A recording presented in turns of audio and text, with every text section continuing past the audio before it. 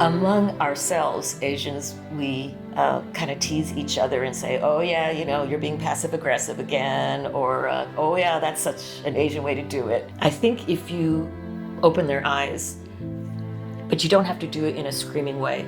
You have to do it in a way that really makes them turn the mirror in on themselves. I think that's the only way that change happens, and I think that's why the movement succeeded so well. Rita's family had a nephew-in-law, and we overheard him saying something really ugly like, oh yeah, he's a faggot, or something like that. And, the ears prick up. There's a couple of ways I suppose I could have handled it. I could have chewed him out right on the floor.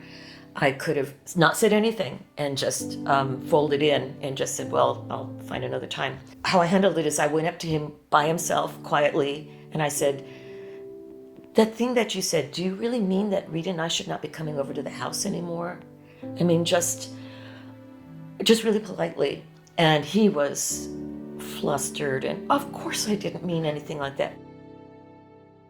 I and my dear friend Paul Chen were one of the first co-chairs of Asian Pacific Lesbians and Gays. The people that I met in APLG were just the most loving, powerful, strong people that I ever met. You could do what you wanted. There was space for everybody. You could be Japanese, Chinese, Korean, Southeast Asian, Indian, male or female, transgender. If you wanted to be a separatist lesbian, you could. If you wanted to hang out with the guys, you could. If you wanted to wear jeans, you could. If you wanted to wear dress and makeup, you could. There were some members who were FOB, fresh off the boat, who hardly spoke any English. Some were so deeply closeted that it was painful for them to even be alive. How that oppression took effect and how we dealt with it, there were as many ways of dealing with it as there were types of people. It was just a wonderful experiment.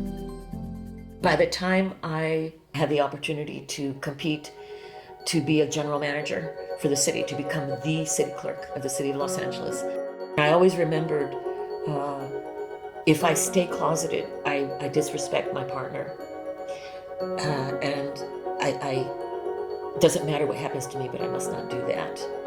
People at City Hall started to know, yeah, June has a partner, and her name is Rita Romero, and they've been together for X amount of years, and they have a home life, and they've got dogs, and it was such a wonderful opportunity to say somebody made it to this level of government, and it's no big deal, and it must be treated in a natural way and in a supportive way.